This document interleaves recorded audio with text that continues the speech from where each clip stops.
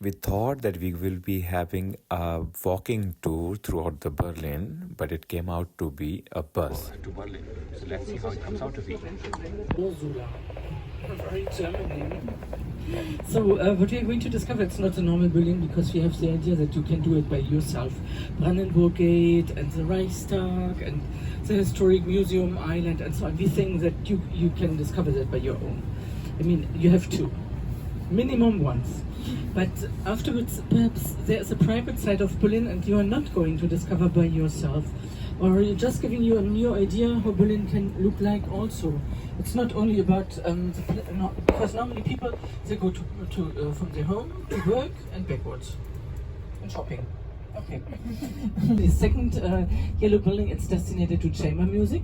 Construction site is for a new museum of the 20th century.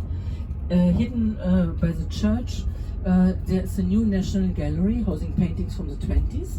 And immediately on our left-hand side, but it's a terrible building.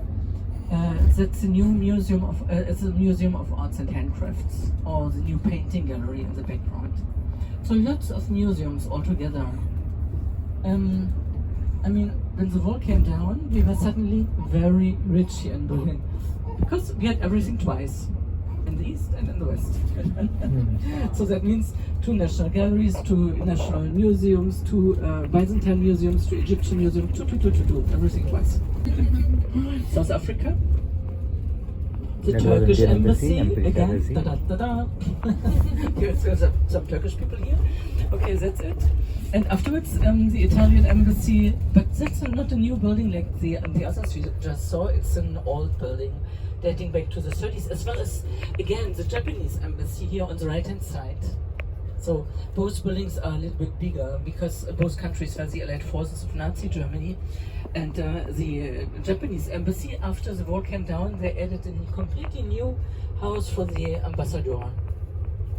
So let's see, Germany is composed of 16 states, and every state has here in Berlin a kind of an embassy. That used to be a very high-class residential area here. And the widest part of those villas and mansions and little palaces from the end of the 19th century, they had been demolished during Nazi time because their intention was to implement here lots of embassies. I'm sorry, we just passed in front of the embassy of Saudi Arabia. And on the left-hand side, it's the foundation of Konrad Adenauer. Konrad Adenauer, one of the conservative political party, CDU. And so here in Germany, every political party has a kind of a foundation for the political education of the people. So you have that from the Green Party, you have that from the from communists, former communists, you have that from the conservatives. So every political party has a foundation, and what they offer are speeches, their presentations of books and movies. There are discussions about different issues, whatever it is. Normally it's for free. So you can just look in the internet, what do they offer, and afterwards that's it. And there are some presentations or some movies or conferences done in English, but I'm sorry, most of them in German. Of course, it's destined to the German people. So, and on the right side, in the middle of the park, so that's the Victory column. It commemorates 3 wars of Prussia in the late 19th century, won by Prussia. Prussia, that was the heartland of the German Reich. It covered nearly all the north of Europe. So, and it was a war against Denmark, against Austria, and the war against France. So 3 wars in the 19th century, won by Prussia. And then the greenish building on the right side, that's the diplomatic center of the Nordic countries. Okay, left-hand side, that's the center, where opposite side of the church, the Kurfürstendamm starts. Kurfürstendamm, it's the main avenue here in the western part of Berlin. If you would like to come back here and have a little glimpse, it's straight ahead, you see the railways over there. On the right side, it's the zoological garden. That's the name of the station due to the zoo. That means also, what is interesting, it's behind the railways. On the left side, there is a center for photography, as well as on the right side. There are 2 different buildings. The one is the Helmut Newton Museum, and the second one it's CO Berlin. They were it's a kind of a gallery, and they were the first ones to make out of photography not an additional element of an article or a book or whatever, but in special art. So photography as an art. That's it. One of my favorite places, we cannot see it up from here, but I indicate you the place. Here on the right side and on the left, the street crossing, it's called Fasanenstrasse. And down to the right, there is the third real estate on the right side. It's a little garden, it's a little villa, little palace from the 19th century. Palace and surrounded a little villa and surrounded by a huge garden. It's called the House of Literature. Cafe, restaurant, and so on and so on. It's a really nice place. Sit down and go for shopping, and afterwards sit down there and have coffee or a glass of I don't know what to drink. That's great. So on the right side, one of the remains from the former times. It's after First World War that here Kurfürstendamm had been developed up from the end of the 19th century, but it became only a center of urban life up after the First World War, because especially for artists, they didn't want to go anymore to the historic Berlin. That was still too close to the past, to the emperor and the noble families and the army and all that. They were looking for a new place where to meet, and here they found it. So they were meeting in different cafes all year round.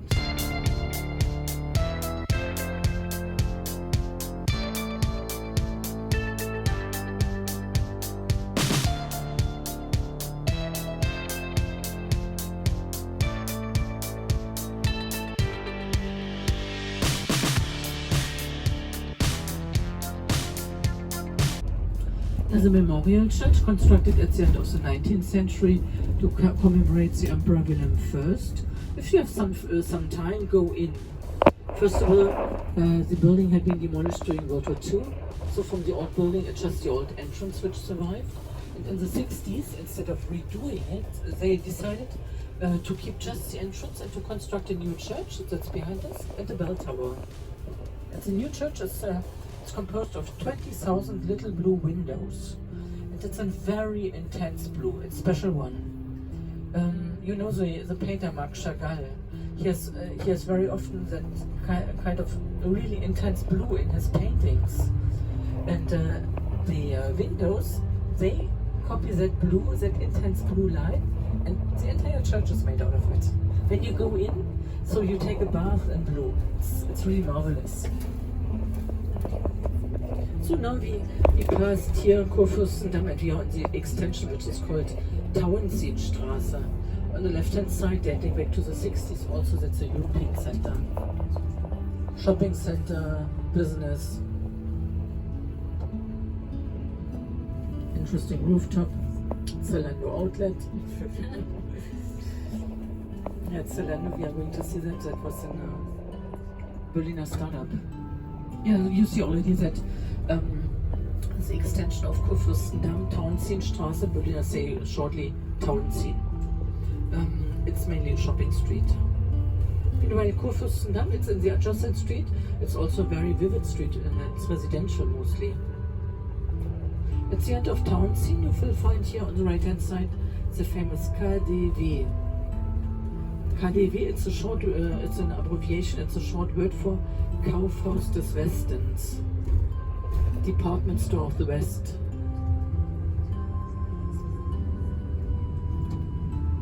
Referring to the fact that at the end of the 19th century it started to develop. So whatever you're looking for, you will find it there. Seriously. Okay, I will not all.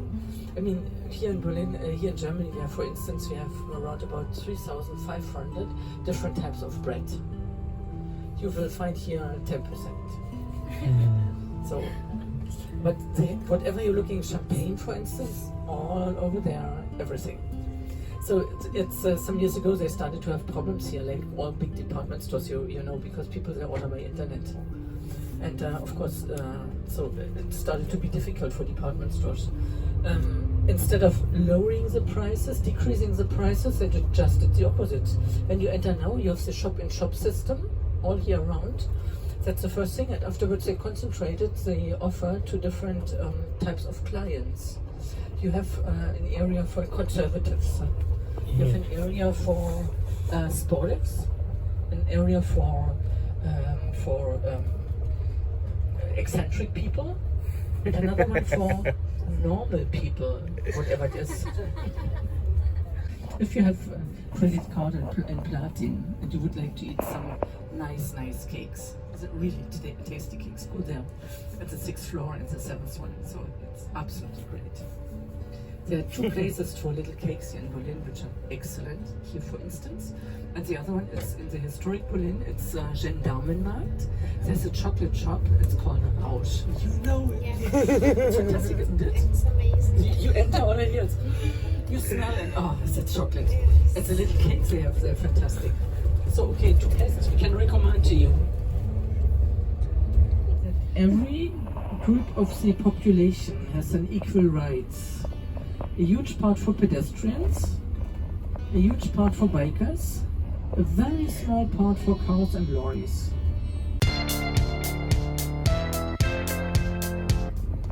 So here we are. So that's the market. I suggest that we spend here something like 15 minutes. Is that okay for you? Yeah.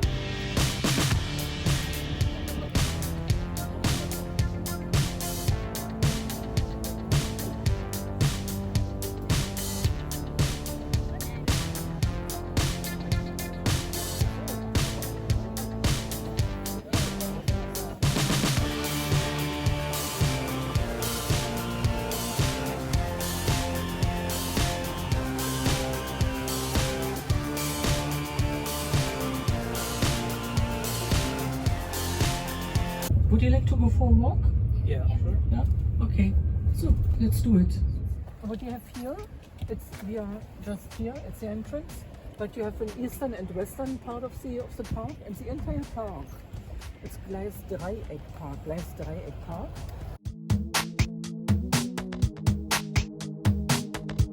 Here you used to pass a lot of trains, but the tracks were no more used because of the division of Germany and of Berlin.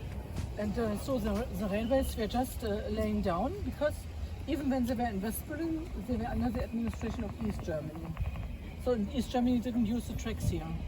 That's very simple. Nor the stations, by the way. And during 30, 40 years of not using, so trees started to grow and plants and so on. And after the wall came down, we had to make up a decision. What will we do with the traffic? That was the first big question. Shall we reorganize Berlin like it was in time before World War II? So with 9 central stations, 9, and I don't know how many stations for goods, and lots of stations for the soldiers. And no, we didn't choose that because we don't need that anymore. The traffic is today completely different. So companies are using lorries and no more the train. And for people, they have nowadays a car, and so they use less the train.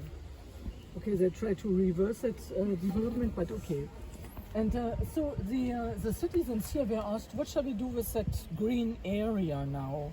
There was really a demand for the citizens to participate in the creation of the new space here. Everyone could express whatever they wanted. So they went to the households, you could look in the internet, could go to the town hall to see what could the other people suggest, and have discussions, meetings, and so what we have now here, it's one part of the people, they wanted to keep the old aspect of trains. So therefore you see the stones here, or you're going to see some tracks which had been integrated and so on. On the other hand side, there are young people, they wanted to have some skaters area. So that's down there, there are people area as well. Or people play basketball or whatever it is. Other people said, no, we would not want to sit down and do picnic or whatever, or lay down. So that's also down there, and space just for concerts or whatever people like. I just wanted to point out the gardens here for you. Look, there are some areas for the vegetables, some for flowers and so on. So here it's made by children and by the people living around. You know, it's several years ago, the Berliners were shocked, or the Germans were shocked, because they had asked some children from school to make a drawing of cows. and they painted the cows in violet. So because Milka chocolate, the cows always, and they knew that only by the TV, by the advertisement. So Milka chocolate, it's the violet cows, and so they painted the cows in violet, and the pink color. And so normally children, they don't know where do tomatoes come from, or how do they grow, how does it look like. Oh, you have to put water on it, and so they learn all that being here. And so those gardens, they are for the children, but also for the adults living here, taking care of all that. So those are community gardens. What we have, it's urban gardening projects also.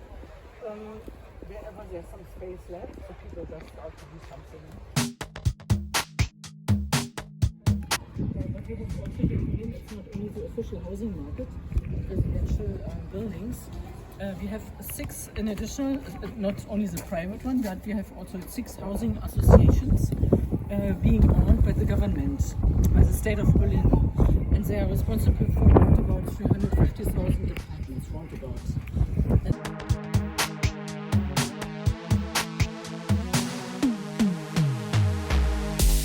When we were standing inside of that inner courtyard, it was quite windy, but otherwise, what is so marvelous, when you're inside of the in that inner courtyard, it's not noisy at all.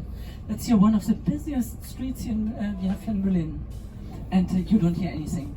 Yeah, so and that's a natural mountain, and on the top you find a little monument commemorating the so-called liberation walls. That was in the beginning of the 19th century.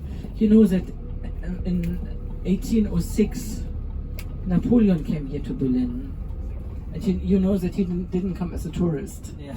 And once here in Germany, it was pretty hard to get rid of him and to send him back to France.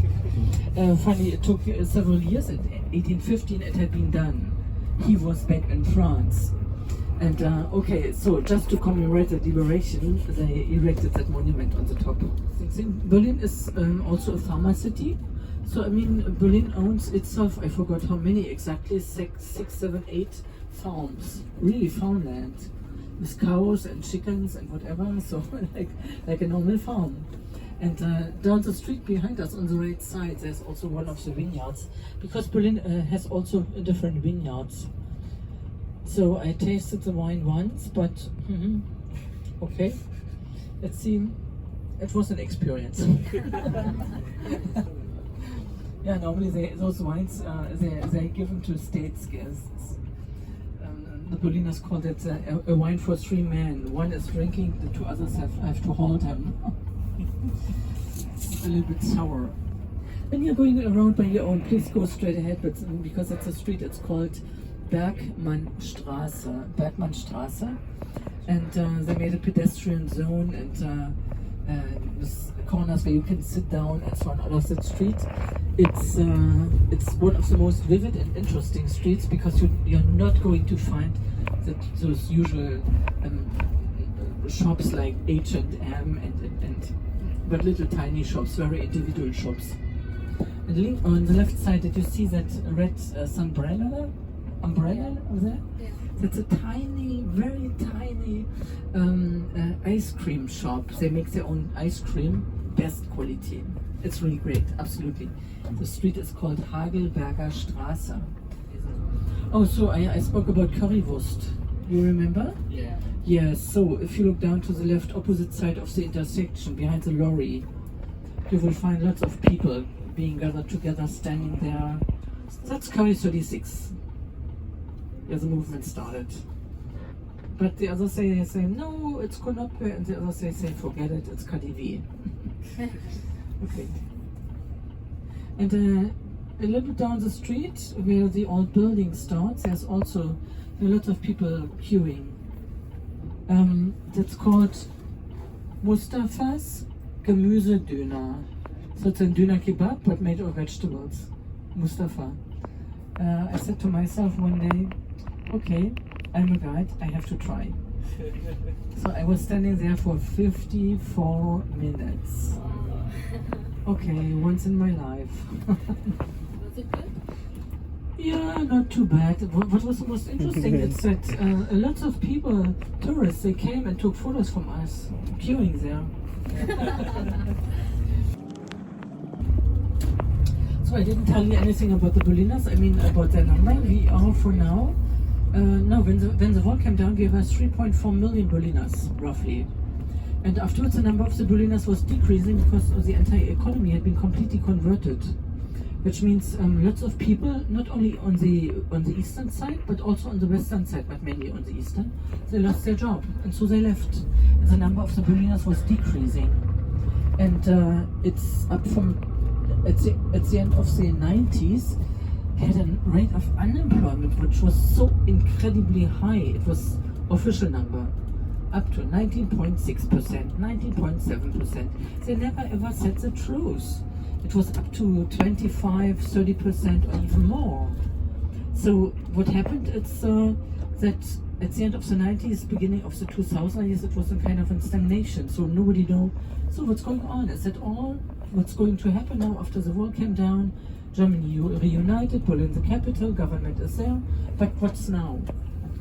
And so it's in 2008 roundabout, 2005, 2008 roundabout, the startup scene started.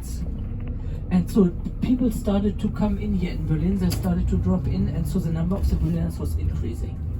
So that for now we are nearly 3.9 million inhabitants. So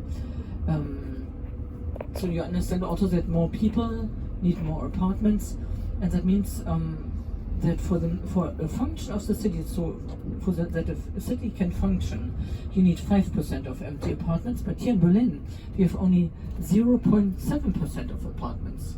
Not even 1% of the flats are empty. So that means people are looking desperately for something where to stay. Built up every year round about 20,000 apartments to follow up, including also social housing, including also apartments for homeless people. But it does not really work. So right hand side, one of the churches here in Berlin, or let's say in the north of Germany, the people are more or less Protestant, in the south they are more or less Catholics. Catholics here in the north, they are just a minority of 10%. In the south, it's the other way around. So for the Protestants, let's say there are 25% of Protestant people, all kinds of Protestants. 10% of Catholics, there are around about a little bit more than 350,000 Muslims. And there are around about, we don't know exactly, around about 30,000 Jews, but we don't know exactly because they don't have to be member of one of the Jewish parishes. So, and even the ambassade, what do you say? Embassy. The embassy cannot say exactly how many Jews are living here in Berlin. Okay. And for the Hindus and for the Buddhists and so on and so on, nobody knows how many people they are. And most of the people, they don't believe anything.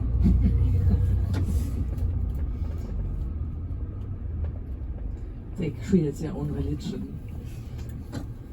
That's the canal where we are. It's called Landwehrkanal. Landwehr, it's kind of infantry. So Landwehr. And that's the oldest underground line we have here in Berlin. But underground is here above ground also. Can be both. Because they wanted to create an underground line, but they saw that underground is too expensive. Okay, they put it on pillars so it's above ground. It's very simple. Oh, by the way, on the market I found a prospectus. It's called Kiez. So the Berliners Kiez, K-I-E-Z. So Berliners, they call the area where they're at home, where you have your bakery and your bar at the corner of your houses, and the postman, and so the place where you're at home, and you know the neighbors and so on. So that's called by the Berliners Kiez. Just your little neighborhood. So that's what it is, what they call it. And in the different districts, you find that's one of the brochure, Kiez Schöneberg. So you find it in all districts. First of all, where you have information also about where you find a doctor, where you find the best shop for finger rings, where you find the best Indian food, where you find and so for everything. Yeah? So there are advertisements and about the markets and about what's news in there, exhibitions, whatever is needed.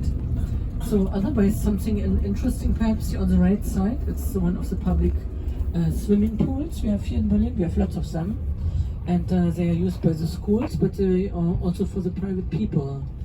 And if you're looking for to do some sports here in Berlin and you don't just want to go for footing and then more for a little jogging or whatever it is, there are organizations. Look in the internet. Let's say you say karate, or you say I don't know, dancing, and you have to look for an organization where there's a little E.V. behind, e.V. Eingetragener Verein, so listed organization. That means those organizations, they are subventioned, and the fee you pay per month, it's around about 15 to 20 euro per month.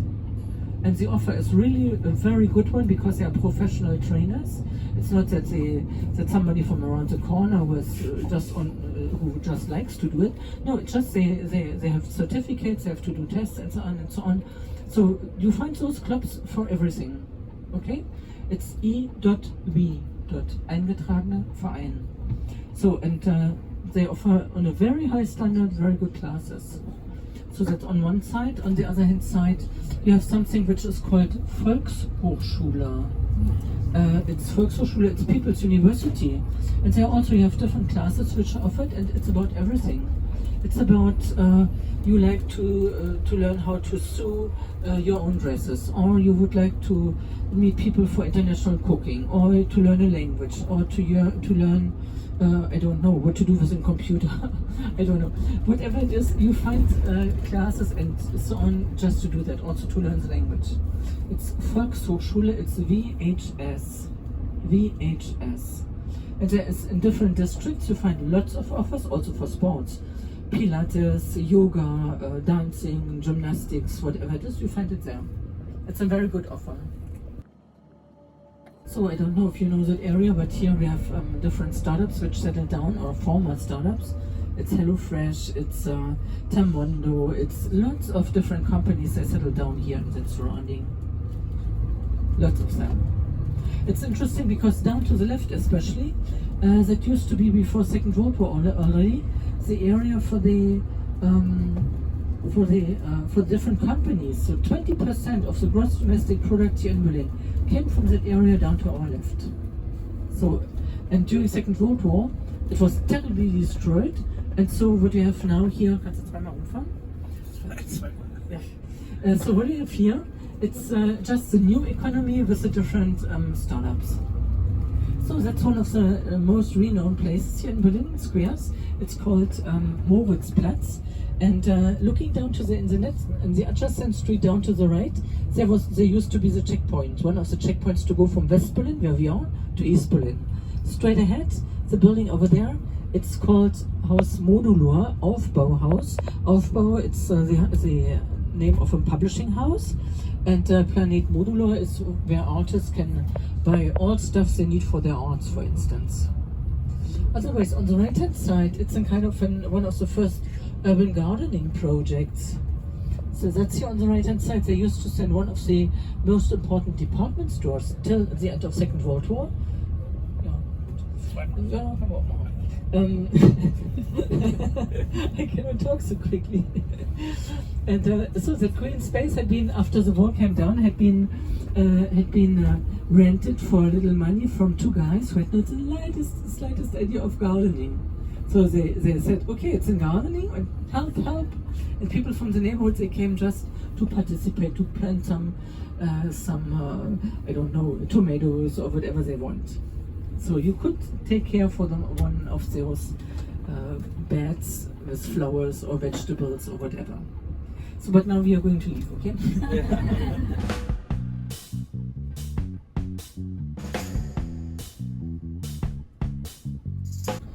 So the district behind us, it was called Kreuzberg.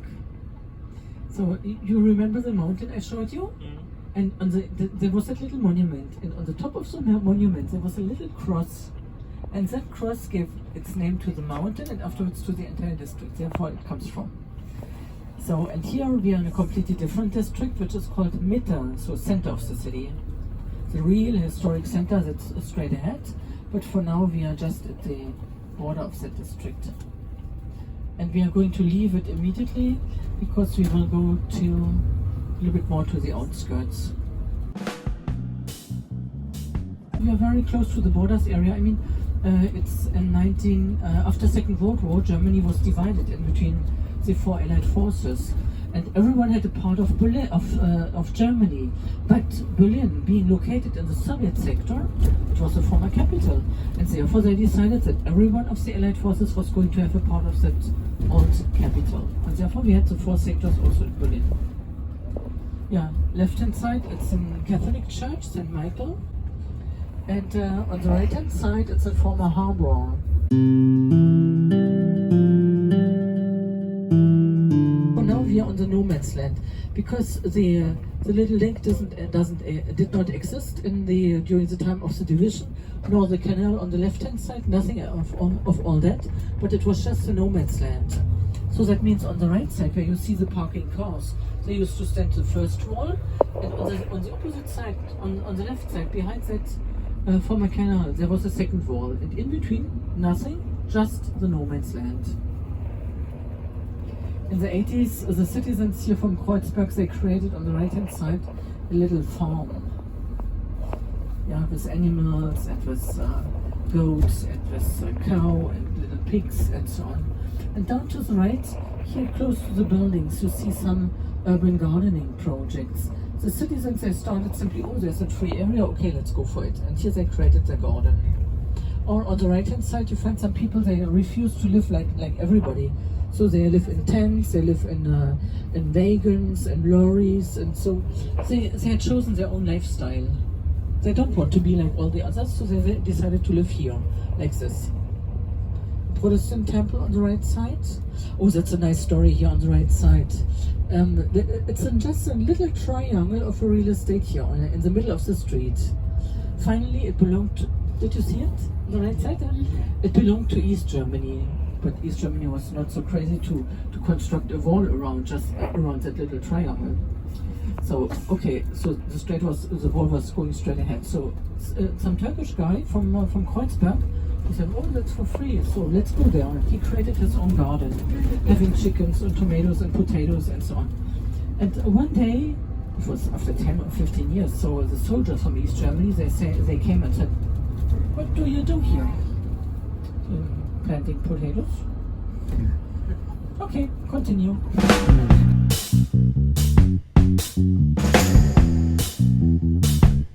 Yeah, so we have here on the right side, we have some remains from the 90s.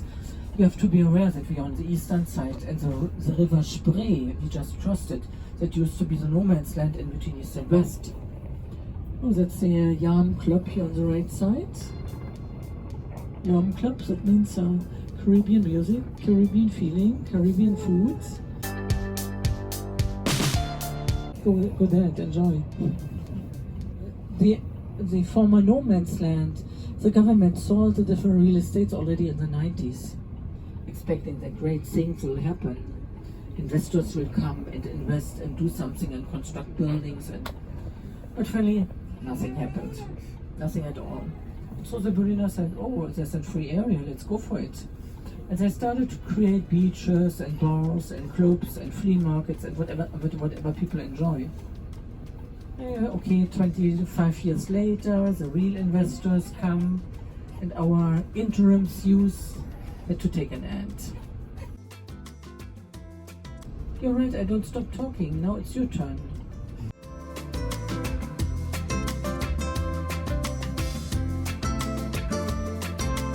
What are these pipes here? And two colors. The construction sites are much deeper, 20-25 meters, and so you have to pump the water away.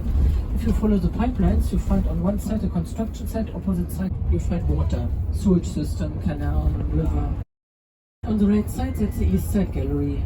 After the wall came down, painters from all over the world, they came here just to do some paintings, presenting something like Division of the World. the wall coming down, reunification, and so on. Yeah, looking down to the right, one of the bridges here in Berlin. It's one of the most famous ones. If you see a movie made in Berlin, very often you're going to see the bridge. It's one of the most famous, constructed at the end of the 19th century. The bridge itself, it's crowned by two towers. And one tower stands for Berlin and the other one for Brandenburg. One is crowned by the eagle from Brandenburg and the other one by the Berliner Bär. If you pass over the bridge, you're in the district Kreuzberg, and for now we are in the district Friedrichshain.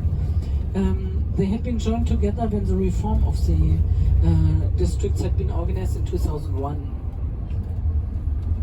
On the right side, we just passed the yellow building.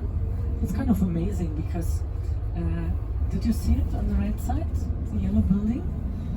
There's located one of the most famous publishing houses for music, Universal. They were first in Berlin, first in Hamburg, and afterwards they moved here to Berlin. The building itself, it used to be a storage building for eggs. They could stock there till 65 million eggs. Please don't ask me why they did it. But they did it till the wall came down.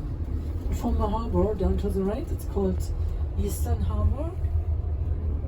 But it's no more functional, so it's just some old buildings like here for the movie industry and for TV industry, or for buildings used for fashion. So what we are doing is that's the last project we are approaching.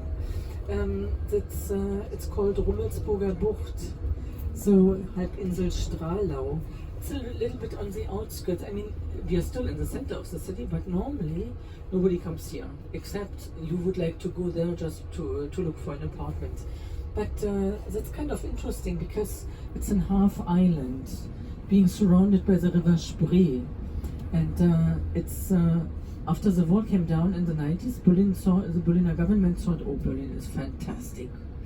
We are going to ask to become the city for the Olympic Games in the year 2000.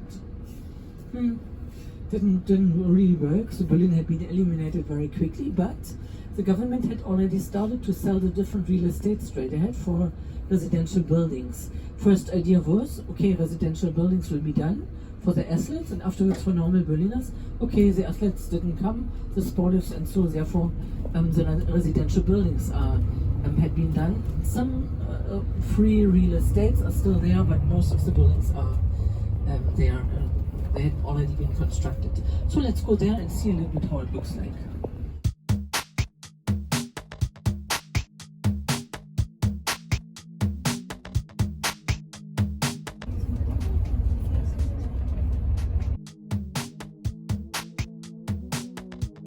I mean, it seems to be really, really far away, but it's not. It's from Alexanderplatz, for instance. It's something like 10 minutes driving time. By bike, perhaps 15. So left-hand side, it's a school from the 30s, and an older one. The half island, there used to be a little village called Stralau, and that little village was really, really poor. And they were so poor, the fishermen and some farmers, they couldn't even afford to pay taxes. And therefore the king said, okay, you're going to pay with whatever you have. Okay, fishes. And they really paid with fishes, and the king came every year to take the taxes. But they made all of it a big party. And drinking too much, it became a muddled explanations in between the different participants, till it had been completely forbidden. Here on the right side, that's a former church of the village and the cemetery behind. So you see on the right side, that's the river Spree. And opposite side of the river Spree, there's a huge, huge, huge park. It's called Treptower Park.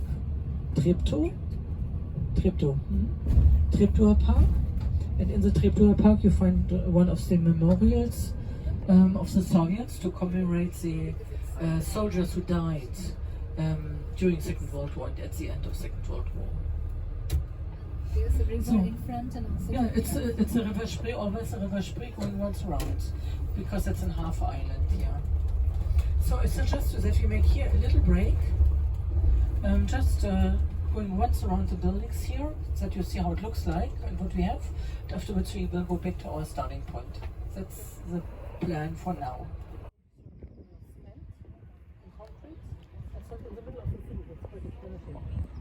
Get out of my frame horribly. It was much more during the time of the division, but after the war came down, 3/4 of the jobs in the industry here in Berlin got lost. 3/4.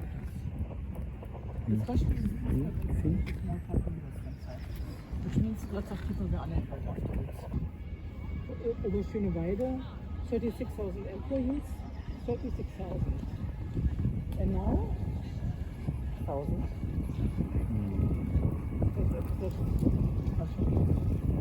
Now we are very happy that startups came up and some companies are following up and so on. Yeah, so it's something that's very much around.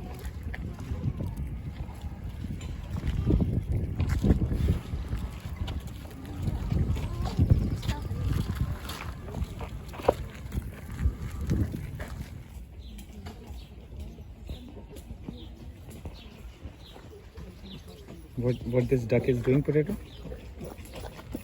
He's doing what you are not doing. Which is? See? The effort. Making home for his wife. Yes. Might she be pregnant? Not pregnant. Maybe she has an egg. But do you see like the kind of romantic relationships in other species? You see? The expression of love. She's angry now. But why she's angry? Ah, there are eggs, you see? Ah, beautiful.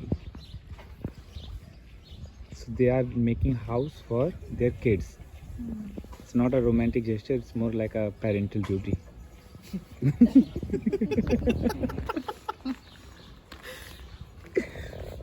He sucked the fun out of it.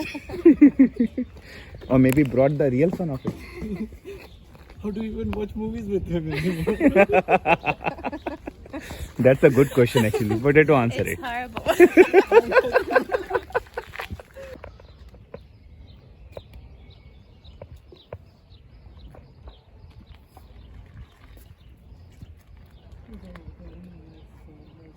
Residential buildings also down there. It looks like mass buildings, but it's not. It's really there's a lot of green in between and there's parks and gardens. So that's really, it's nice. But let's go back to the back. And what I wanted to tell you, it's that little brochure I showed you from the kids, Schöneberg. That's it. But you have also informations about everything by two newspapers, kind of newspapers or magazines. It's called Tip and City. They offer weekly also informations about what is going on here in Berlin. Or Berlin program also. It's published by the city of Berlin, so you find information all, of course, in the internet. Where can you find flea markets? Where can you find, I don't know, something to do with children? And so you have plenty of information about that. For bulbs, first Osram, everybody knows Osram, yeah. Expropriated during the communist time, so it was called Narva afterwards. And afterwards all the site had been privatized, in the meaning that instead of having the places of manufacturing and industry and production, you find nowadays lots of offices for the free professions, architects and designers and lawyers and also some startups and so. It's a completely mixed area, but mainly offices. And something really strange, on the top you see a little grey house. And that little grey house was the watchtower for the soldiers looking over all that area. But because the river used to be here, the border in between east and west. Now we cross that Oberbaum Bridge. Oberbaum, it means the bridge of the upper tree. And of course we had also the bridge of the lower tree.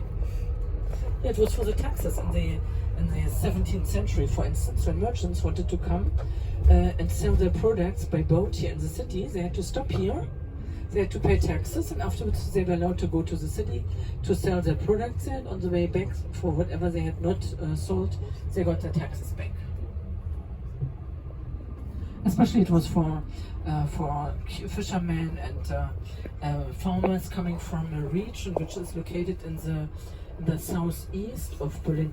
Oh, by the way, if you have a free weekend for tomorrow, for instance, it's really beautiful to do. Now it's springtime, and it's 60 kilometers down south in the southeast of Berlin. There's a region which is called Spreewald. Spreewald, forest of the river, forest of the Spree, of the river Spree, and they called it the magic forest in the former times. There are 1,800 kilometers of little rivers. So the entire river Spree is split in hundreds of little canals, and they are not very deep. The deepest one is 1.80 meters. Now there's not a lot of water, so 1.50. And normally they have around about 50 centimeters of water, that's all. And the people, they are going around there by small boats. They are flat boats, and you can drive around there. Absolutely marvelous. With all the trees and the green new leaves, it's like passing through a cathedral of leaves. It's marvelous. It's magic. Spreewald. You can also go there by with the train if you have the Deutschland ticket, the ticket 49 euro. So you can go there also by train. So during the time of the division, the underground line number 1, it stopped here at the station straight ahead. So it's Schlesisches Tor, and only the real last station that was opposite side of the water, so in what was called East Berlin. Yeah, here in the middle of the street, that's a former public toilet which had been converted. Yeah, therefore you can read Frauen, it's ladies, opposite side men, of course. It had been converted, it's a burger kiosk, I don't know what. Strange, huh?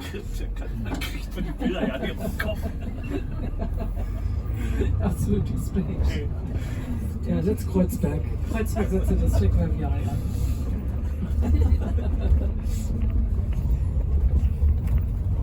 Kreuzberg, it's a strange district because it was surrounded nearly from all sides by the wall, and it's in the 60s and 70s. Lots of the old buildings, like you see them on the right and on the left, they had been demolished. Because the house owners, they just got subsidies and money, and they constructed new buildings. Ice cream shop, yeah. So it seems to be a good one. It is. And so lots of the old buildings had been demolished. Really gigantic areas had been freed just for the construction of new buildings. Because the house owners, they got subsidies from the government. And especially those were new houses, and they could, instead of having 4 floors with apartments, they had 6, because the ceilings were lower in a new apartment. And it was a modern apartment, so they could take a higher rent. So, and squatters occupied the old buildings, they squatted the buildings. We had 180 squatted buildings in that time here in Berlin. People going illegally in the buildings and living there without paying rent. But they said, hey, pay attention, we have here a problem, because precious living room is going to be destroyed. And indeed, the policy had been changed afterwards, but in fantastic government. At the time, it was Richard von Weizsäcker. Later on, he was president of West Germany. He was mayor at the time here in Berlin. And he was a very diplomatic man, and so they adopted a policy just to renew also the old buildings. In the 60s had been demolished here on the left-hand side, one of the central stations of Berlin. It was called Görlitzer Bahnhof, that used to stand here on the left-hand side behind the brick wall.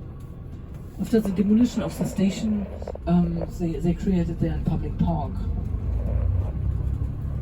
Yeah, it's one of those parks here in Berlin where you find whatever some people know for the evening. Again, smoking and whatever. Yeah. One of the ideas of the district of Kreuzberg is for now that here under the underground line in the middle of the street, they would like to create like a highway for bicycles.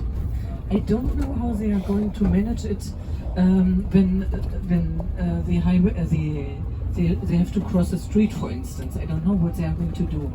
Oh, that's an interesting square. It's called Kottbusser Tor. Kottbusser Tor. It's always a difficult point, especially because opposite side you have lots of strange people moving around. And here on the left-hand side, there are. It was funny because one day the police went just once around the square. Thought, what's that? They looked at it. It's a green here. It looks strange. They passed a second time, and somebody had planted marijuana.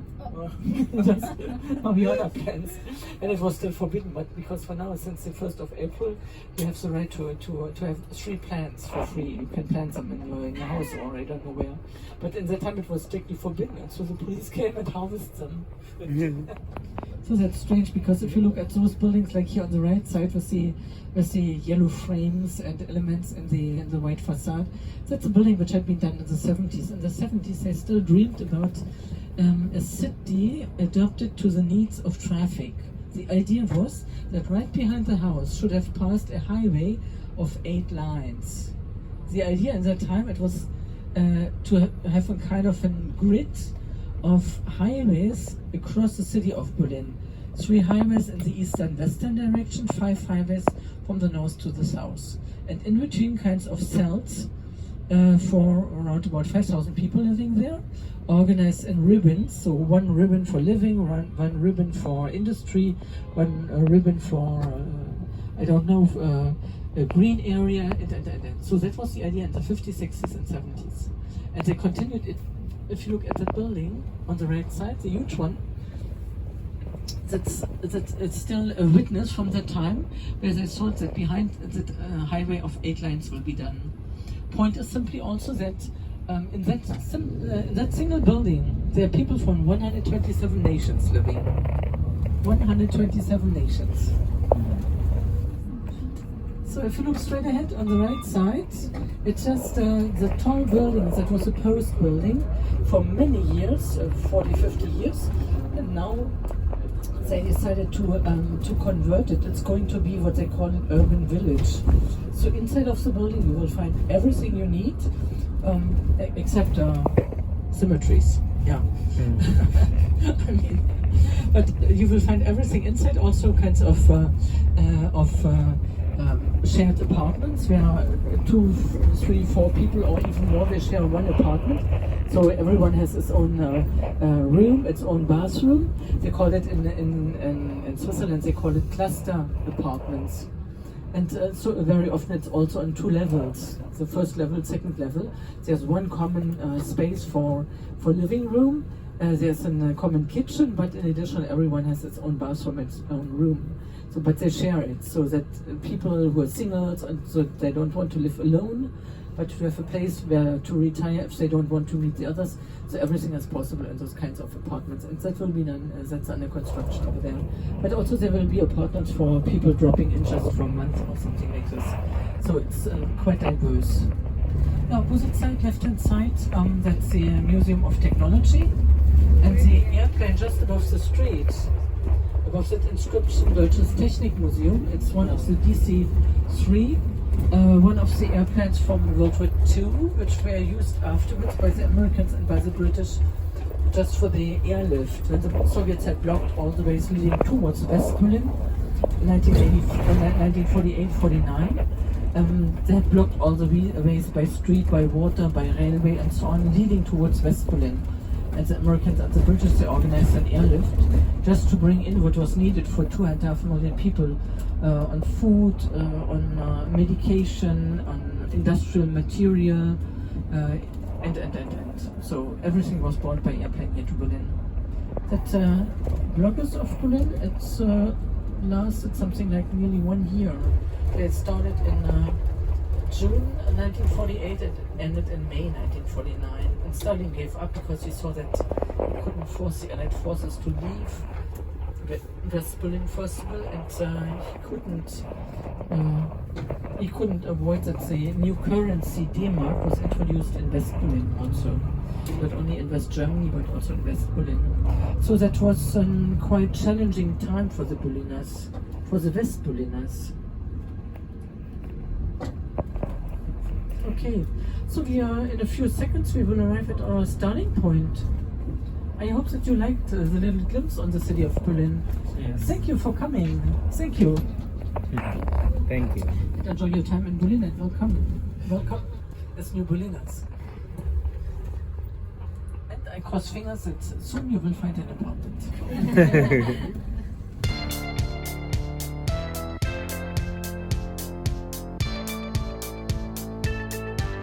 So we just completed a tour and it was offered by Potato's office. It has started at 2 p.m. from this place. Am Gleisdreieck and the red light.